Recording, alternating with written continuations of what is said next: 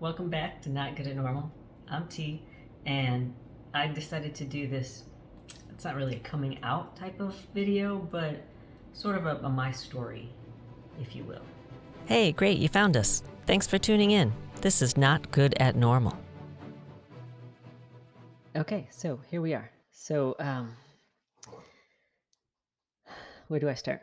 Okay, so it's sort of like my coming out story, but well, it's not really because I don't know who knows. Am I out? Am I not? As a bisexual, as I just don't think that it is anyone's business but my own what I do in the privacy of my own home, or who I love, or whatever. I don't think anyone should judge, but I also don't think that it's anyone's business. I don't want to know what you do in the privacy of your own home. Likewise, I don't want you to know what I do. But anyway, I've made no secret that I am attracted to both men and women. So there it is. And at 51, it's probably more women than men at this point. But anyway, so it was my late 30s and 12, 13, 14, somewhere years ago. So I didn't know growing up there were girls at school that I liked, that I wanted to be like them. I wanted to know them and be friends with them. I didn't want to be with them, if that makes sense. And there were boys that I were attracted to as well, but you know, boys, especially at that age, right?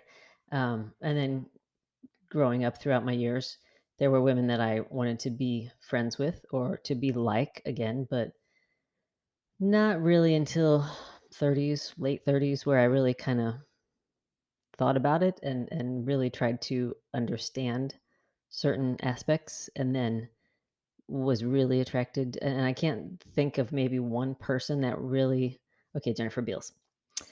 Uh, and I didn't even watch The L Word when it was out, so that wasn't a thing. I just have always really liked Jennifer Beals and the way she, not just because she's a beautiful woman, just the way she acted, the classiness, and as a young girl watching Flashdance, I wanted the whole warehouse apartment look and all that. But I don't think that I was attracted to her when I was younger. But who knows? Looking back, hindsight, right? Um, but there was this show on Guiding Light in the late 2000s, 2008, 2009, and I had another video about it that I will link. I always hate it when people do this because then it's like, I guess it'll be over here, um, covering my light. And is that bright? That light's very bright. I'm wondering if that is. I don't know. Anyway, we'll probably cut this part out. Okay. So yeah, I just got a brand new phone that I thought, oh, good, I can do my recording on and do all kinds of cool stuff with it. Hey, guess what? New phones don't come with an auxiliary plug. You can't plug in your microphone. So that's kind of an issue because otherwise it sounds really tinny. You can see the videos or listen to things where people are obviously on their phone without using a $10 microphone or even, a higher quality, better one. But I digress. Anyway, so Guiding Light, a soap opera, they had two women characters over the course of almost a year slowly, slowly progress into kind of falling in love with each other. Never showed anything, not even so much as a kiss. And the one kiss that was actually toward the beginning of their relationship was because one of them had a young girl at school, and she did this little presentation about my two moms because they lived together out of necessity. And everyone at the school thought they were together. And um, so the one woman was a little more naive. And so the other one was like, ugh, you know, trying to point out what people thought, and she just wasn't getting it. And so there finally she's like, do I have to hit you over the head with it? And then she grabs her and kisses her. And then she figures it out. So that story to me was very important because there's never been any kind of representation like that, as far as and I say older, they were, the one girl was in her 30s and the one was in the 40s, I think. So right around my age at the time. And there had never been any kind of representation as far as anything like that, where someone who's a little older figures out or realizes or even sees their story on television. So yes, representation is very, very important. And people can grow up in all kinds of situations and not see anything or anyone like them and think, well, maybe they're odd or maybe they're not right or, you know, fill in the blank. That maybe they've never seen a black woman on television representing an astronaut, or they've never seen a Hispanic man doing, X, Y, and Z.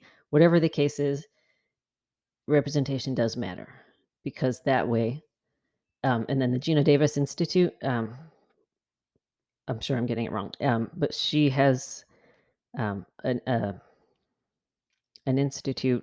Uh, Basically, they um, lobby for more representation in film and television representing real people.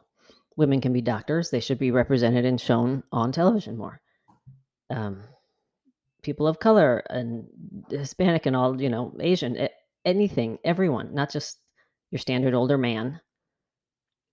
It's getting better, but it's very, very slow. And that's why um, she has the Institute trying to help out.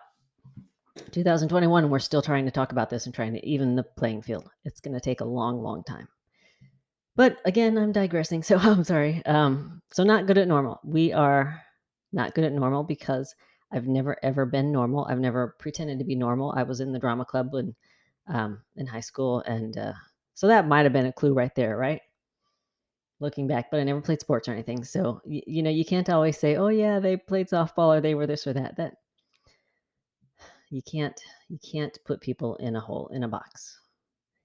Don't normalize anything because nothing is normal. Do your own thing, be your own person. I try to stress that. I have the Mother Teresa videos, Otalia from Guiding Light, and if you get a chance, look it up here on YouTube. Um, and then a couple years later, there was something called A Perfect Ending, and that came out, and it was about, I think, a woman in her 50s, maybe late 40s, but she was a lot older, especially than I was at the time. And she was married, had older kids, and she had an affair with a much younger woman, fell in love, and so that was interesting and unusual. Um, but as far as being like a Christian, well, one of the girls in the Otalia storyline was very, very much Christian, very um, against even premarital sex. Only she had been married previously, and so it was a real struggle for her coming to terms with falling in love with a woman, which to me as well. When I fell in love with a woman, it was a real, real, I guess, a struggle, internally. So yeah, I was probably late 30s before I had my first relationship with a woman, and maybe even 40, 41. I don't even remember. Anyway, yeah, that's women can be drama queens for sure. Um, wow. Currently not seeing anyone, so if you know anybody, um, yeah, what a trip, right? Anyway, so if you haven't seen A Perfect Ending, I think it's a Nicole Kahn movie film, and beautifully portrayed. Little what do you call it? Corny, soapy maybe, but it's cool. And then of course the actual soap opera Guiding Light with Otalia. Look that up on YouTube because you won't find it anywhere else. So thanks for watching. Please, if you have any questions or comments, leave them. Maybe tell me your story.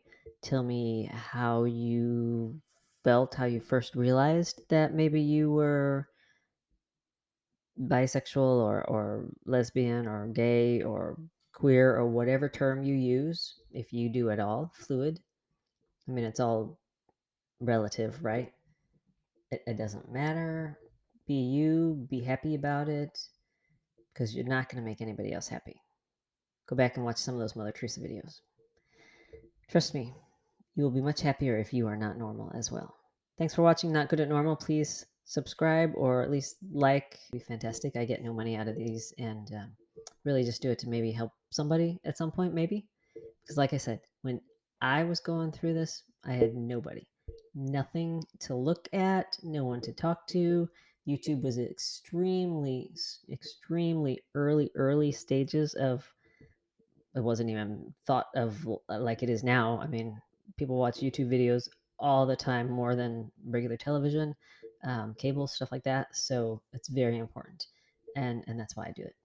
So if you like it, let me know. If you have questions, if you have suggestions. If you know that, then why are you crying? Because I'm crying because just you should go. You're getting married. Come on. You should go and try on your dress and sip champagne and look for something old and something new. Tell me what's wrong. And something borrowed and something blue. Just go be with your groom. Please, you don't need to be here. You don't want to know. I do. I do. With you.